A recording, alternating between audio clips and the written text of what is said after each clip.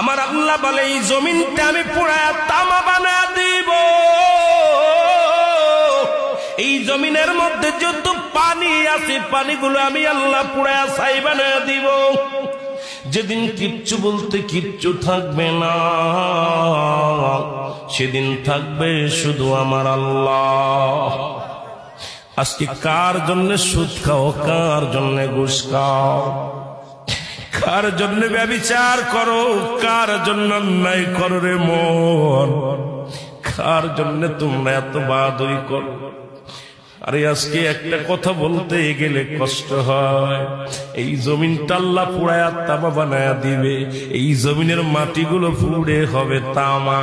এই জমিনের যত পানি আছে পানিগুলো পুড়ে হবে ছাই।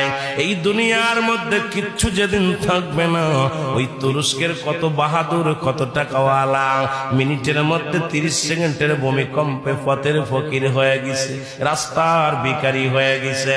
আজকে তুমি দুনিয়ার মধ্যে কতই না মস্তানি করলা, এই দুনিয়ার কিচ্ছু নিয়ে যেতে পারবা না। এই মুসলমান, 1 নাম্বার মানুষের মৃত্যু হলে 1 নাম্বার বিপদ হলো মানুষের মরণ, 2 নাম্বার বিপদ হলো কবর, 3 নাম্বার বিপদ হলো কিয়ামতের ময়দান। একবার কেন চিন্তা করো না রে মন, একবার 1 নাম্বার মরণ, 1 নাম্বার বিপদ হলো মানুষের মরণ।